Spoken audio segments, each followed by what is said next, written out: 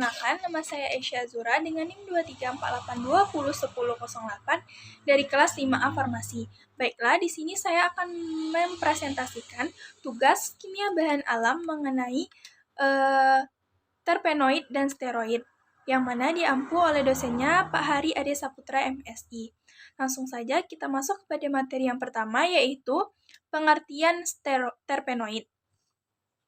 Terpenoid adalah kelompok senyawa organik alami yang sangat beragam yang berasal dari unit dasar isoprena atau C5 yang sering ditemukan pada tumbuhan dan hewan serta memiliki berbagai aktivitas biologis penting seperti antioksidan, antibakteri, dan anti kanker.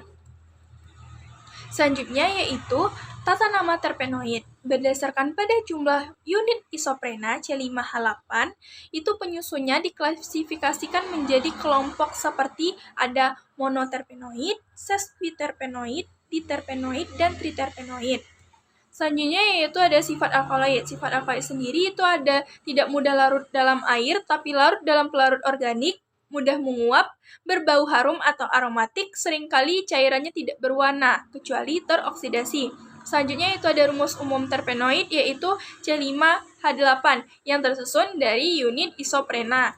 Selanjutnya yaitu ada klasifikasi terpenoid. Klasifikasi terpenoid terutama berdasarkan jumlah unit isoprena atau C5 yang membentuknya menjadi kelompok seperti hemiterpenoid atau C5, monoterpenoid atau C10, dan sesquiterpenoid C15. Selanjutnya yaitu macam-macam senyawa terpenoid dan kegunaannya. Ada macam-macamnya yaitu mentol, camphor, beta-karoten. Kegunaannya yaitu ada sebagai pewangi, antiseptik, dan antioksidan. Selanjutnya yaitu ada biosintesis terpenoid.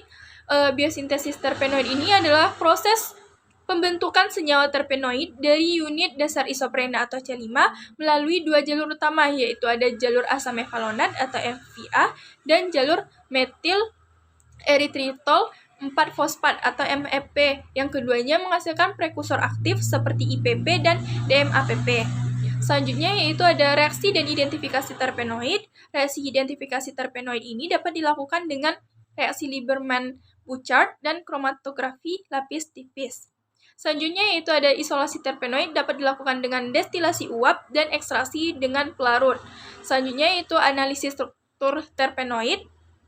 Analisis struktur terpenoid ini berfokus pada kerangka dasarnya yang tersusun dari unit isoprena, yaitu C5H8 tadi, yang berpolimerisasi bisa dalam bentuk rantai terbuka atau siklik, serta modifikasi gugus fungsional seperti oksigenasi, yaitu contohnya hidroksil dan karbonil, yang menjadikannya terpenoid, berbeda dari terpen hidrogen.